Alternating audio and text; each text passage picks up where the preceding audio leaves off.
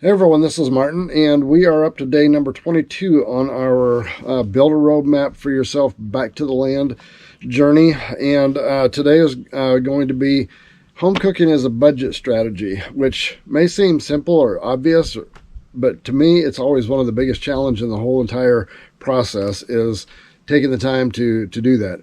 Before we get into that, though, would like to have you go down and hit the subscribe button and the notification bell. Turn the notifications to all. That way you'll get them all. And the second thing is that once we got started with this, we decided to stop and write a companion book to go with it. That's this right here.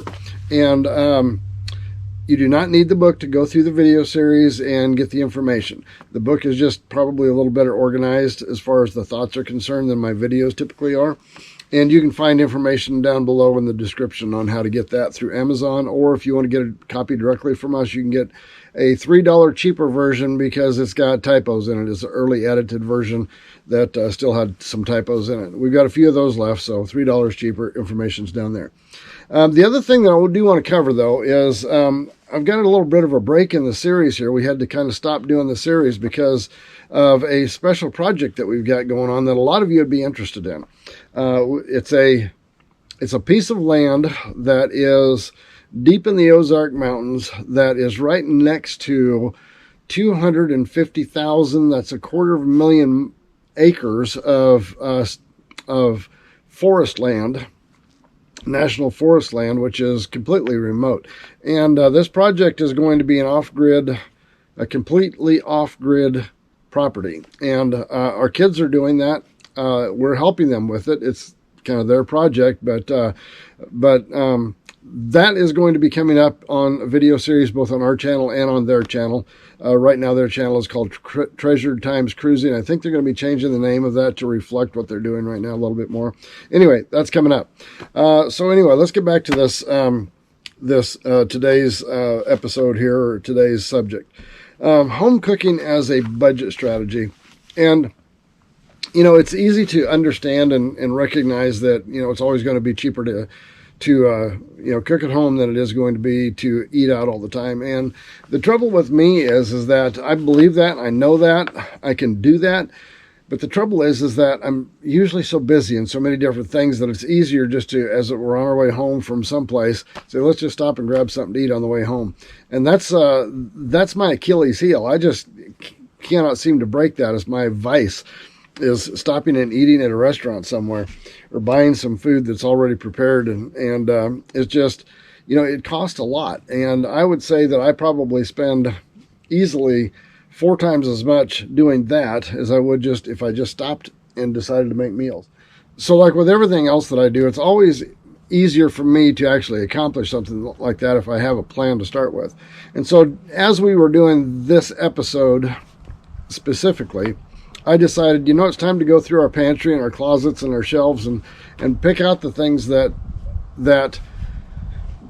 are good meals, but just all of the ingredients aren't there. And figure out what I need to get to add to what I've already got in order to start creating some meals that we can just prepare at home and eat at home and save the money on all of the other stuff. And so that's kind of what we're going to go into covering is how you get into that discipline of creating meals at home. Now, many of you probably already have that, and it's just a natural thing to you. I'm speaking to myself and all of those out there that are like me that don't take the time to do it.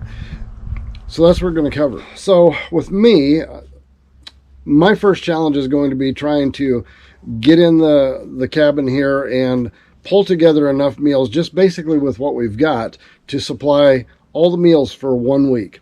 And if I can do that, that's great. I think I maybe can, but I'll probably have to make a trip to the store to get a few extra ingredients to add to what I've already got. And we'll make 1 week a success.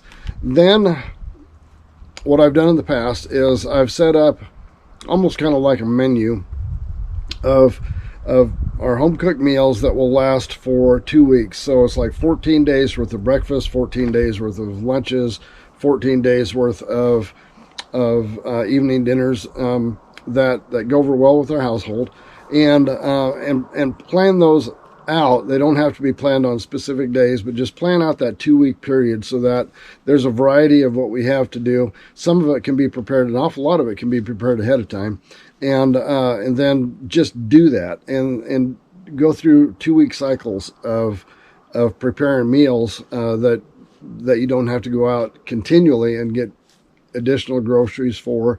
And what that looks like around here, I'm using ourselves as an example because I don't know how to advise people on their diets and their food budgets and all of that kind of thing. Around here, we usually process a beef once every couple of years, and my wife likes to deer hunt, so she sits right out here on this deck and shoots a deer usually once a year. Last year it was 2, and we make a lot of hamburger out of that, and so we've always got a supply of meat that is the start for something. And with me starting with a base of hamburger, that is the start for things like tacos and chili and just hamburgers on the grill or tater tot casserole or cheeseburger soup, all of those kind of things that use hamburger as a base. And so it's easy to say, okay, we're going to have hamburger for half the nights, and we just need to figure out how to add things to it that creates variety. And tuna can be the same way, or chicken or turkey or really any kind of wild game or fish or anything like that. If you just kind of figure out that, okay, we're going to start with a meal that consists of a meat with whatever it needs to be added to it to create something new and different, it makes the process of discipline to doing home cooked meals much, much easier for me. I would imagine it would be the same way for other people as well. Maybe not you, but other people have to struggle with this the same way I do. With breakfast, when we first kind of started this process, we could get eggs for $1 a dozen. And so eggs were cheap. That was one of the cheapest foods you can get. Now they're more than that. They're probably double or more of that right now, but they're still reasonable. And so I do most of the breakfast cooking around here, so I can easily come up with a dozen or more meals or breakfasts that start with eggs and have them all be different. And so that's another thing that you can do as you start developing like this 2-week plan for a variety of foods so that it doesn't get boring and you get tempted to go out and buy something that is really much more expensive.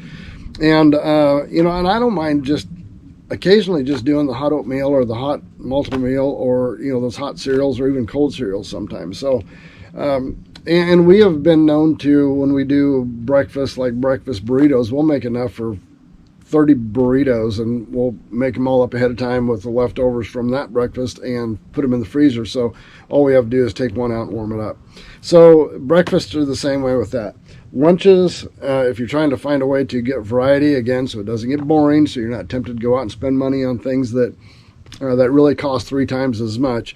Then with lunch, I am really good with soup and sandwich. I can do that 365 days a year, as long as it's a little different each time. So the soup and sandwich routine is an easy one that gets you into that routine and that discipline of doing the home cooked meals at home to save on your budget.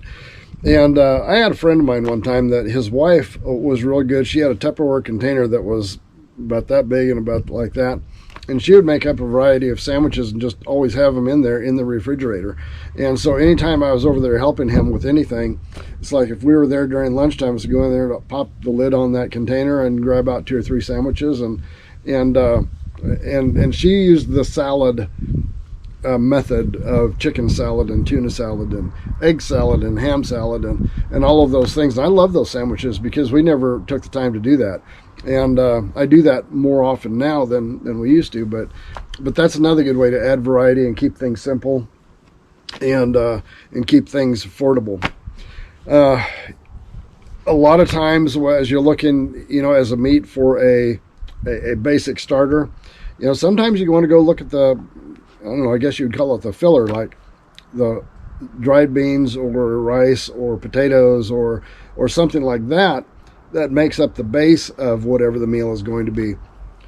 When I'm thinking of that kind of thing, I'm thinking of ham and beans because I love ham and bean soup, and you really don't even need all that much ham.